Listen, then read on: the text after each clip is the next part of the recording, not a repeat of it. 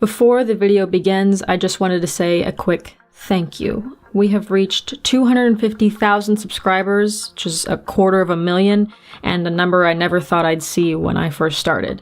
But I know you aren't just numbers. The support for this channel means the world, and the dark content has, ironically, fostered the most loving and empathetic community I've encountered online. Most of you have your favorite types of videos, story times, or Monsters Among Us, Nameless, or Dark Matters. But the overall theme of this channel has always been, the darkness always matters. It has been highly requested, so there is now a Darkness Always Matters shirt in my Teespring store if you would like to purchase one to support the channel. Even if you don't, thank you for continuing to support by watching or contributing. So now let's dive into the most important portion of this video. In 1987, late November, Thanksgiving was fast approaching, but one family had to celebrate it without their matriarch. Korrina Malinoski vanished in front of a Mount Holly plantation in South Carolina on November 21st, 1987. 1 year later, her daughter disappeared from the exact same location. Neither have been seen again. Today on Dark Matters, the disappearance of Korrina Malinoski and Annette Sagers.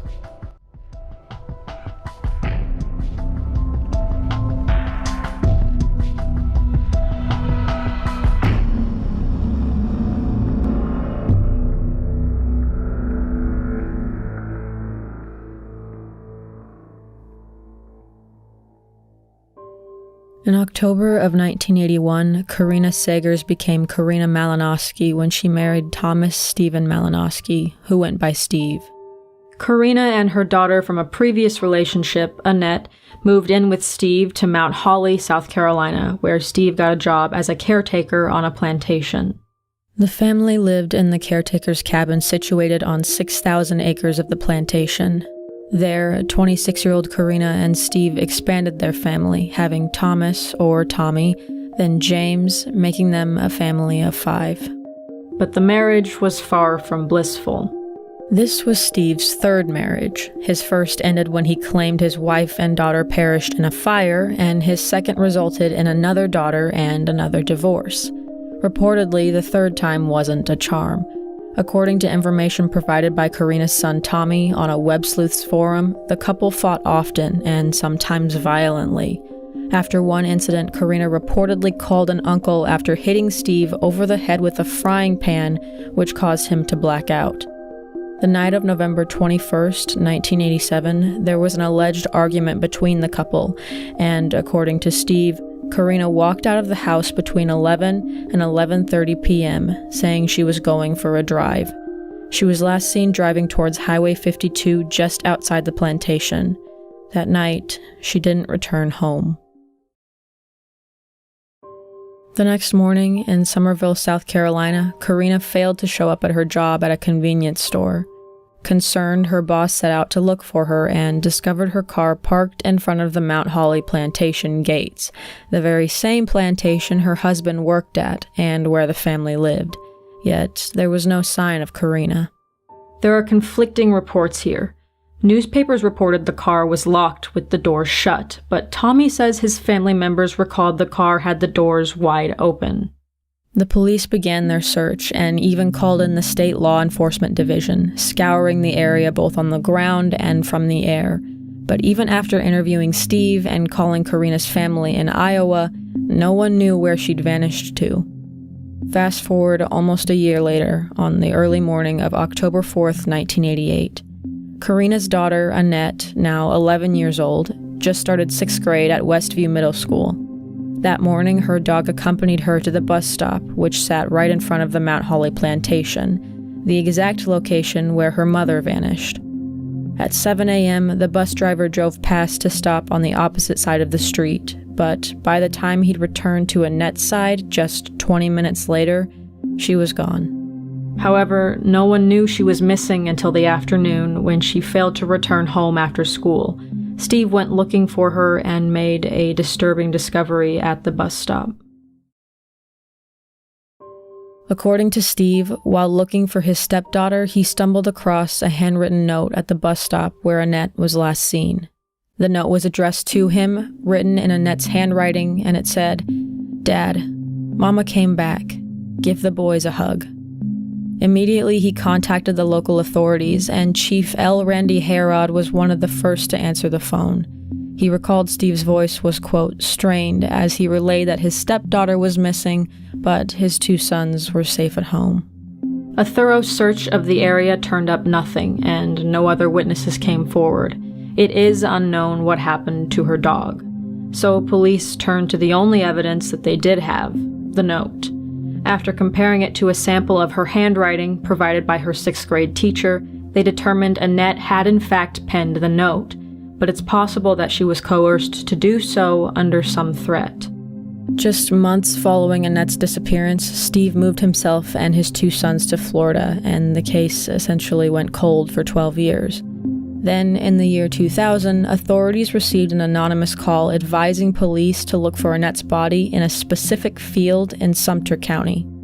Police jumped on the lead, taking one of the best cadaver dogs to aid in their search, a dog that previously found Civil War-era bones in a jar buried 4 feet beneath the surface of the earth. Even so, there was no trace of human remains at the site, and it is unknown who called with the tip. Nothing has come of it, as nearly 3 decades later, there are still so few answers. Many believe the fact that both mother and daughter disappeared in the exact location is too strange to be mere coincidence. So then we have the possibilities to wade through, beginning with Korrina's disappearance. Theory number 1 speculates that Korrina intentionally disappeared to escape her tumultuous marriage. However, many argue that she wouldn't have left her 3 biological children behind. Also, there's been no mention that she'd prepared any sort of getaway, even though she and Steve were reportedly arguing that night. Which leads us to theory number 2. Steve was somehow involved in Korrina's sudden disappearance. Considering the 2 allegedly argued often, and it sometimes turned violent according to one account from a family member, it's completely possible this argument turned sour since Steve was the only one who could vouch for Korrina's supposed spontaneous drive around 11 p.m. There's been no other witnesses. It's possible the argument led to some foul play. Then there's theory number 3. Korrina actually did go for a drive and was abducted by a stranger. Since we only have Steve's account of Korrina's last moments, we don't truly know that if she was driving, where she was going, if she ever got out of the car, etc. This is a possibility simply because there is so little information on her last movements before she vanished. For Annette's disappearance, there are also 3 theories that are generally discussed.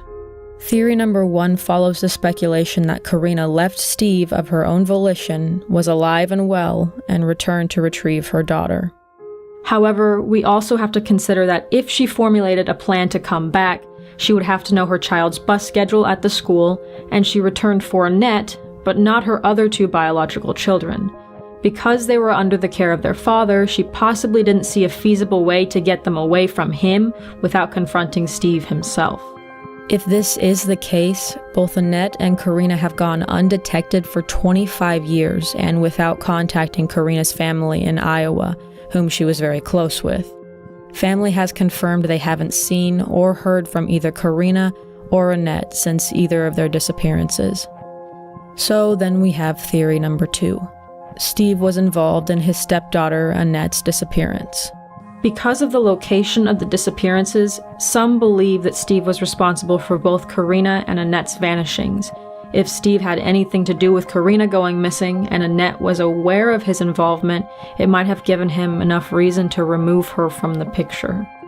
Steve was the last one to see Korrina, and he is also the one who found the note written by Annette, which he could have coerced out of her before planting it and finding it later. However, a crime of this magnitude and no detection or evidence seems like it requires foresight, planning, and a lot of luck. According to Steve's son Tommy, Steve was a, quote, pothead and a crack addict, someone probably not capable of a crime of this caliber. Steve did leave the state and move to Florida just several months following Annette going missing, but he's denied any involvement, and as of yet, there is no evidence to support this theory. Then we have theory number 3. Annette was abducted by a stranger or unknown party, and the fact it was from the same place her mother went missing is purely coincidental. In this scenario, whoever took Annette forced her to write the note under duress and obviously knew of Annette's mother's case or knew Korrina personally. And from this line of thinking comes the theorization that Annette's biological father kidnapped her or a family member came to recover her. A custody hearing was scheduled to occur not long after Annette went missing. From family's understanding, Steve was not trying to obtain custody, but other family members were.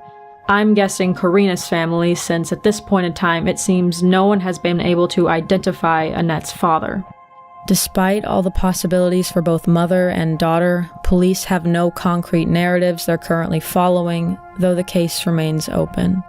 As for what family believes, Tommy is the only one who has publicly voiced his opinion, and he believes it's possible Steve had some involvement with Korrina's disappearance, but that Annette was taken by another party. Either way, there won't be closure without any new leads. It has been nearly 3 decades since Korrina and Annette went missing, and answers are still few and far between. Stephen Malinoski, after moving to Florida, gave up custody and parental rights of his 2 sons, and Tommy, his eldest, refuses to acknowledge him as his father. Both Tommy and James spent time in foster homes before eventually being adopted, graduating high school, and serving time as Marines, both serving tours in Iraq. Even though Tommy and James were both very young when their mother and half-sister disappeared, they still hope one day to know what happened to them, and if they are still alive and well, meet them once again. Korrina Lynn Sagers Malinoski was 26 years old when she disappeared. She was a white female with brown hair and eyes and had the nickname Corey. She is considered endangered missing. If alive, she would be in her mid-50s. Her daughter, Annette Sagers, was 11 years old when she disappeared, also had brown hair and eyes, a small gap in her upper front teeth, a speech impediment at the time of going missing, and she was last seen wearing red pants, a red shirt, and white shoes. If alive, she would be 40 this year. If you have any information on the whereabouts or circumstances of Annette's or Korrina's disappearance, please contact the Berkeley County Sheriff's Office at 803-761-7190 or at 803-737-9000. Special thanks to the Patreon family. The names you see on screen are just some of the people who financially contribute to this channel. Whether they are passionate about cases like Korrina and Annette's or the other dark content on this channel, their support cannot be overstated. If you are interested in supporting the channel, information is in the description. But even if you only continue to support by watching, thank you. Thank you for giving Korrina and Annette's case a moment of your time, and my heart goes out to friends and family, and I hope you find answers. No matter what you choose to believe or what you speculate, I ask you only for respect in the comments below, and remember, though these may be dark matters, the darkness always matters. Thank you for watching the video. Exposure to cases such as Korrina's and Annette's are highly important. Stay safe, friends, and have a good night.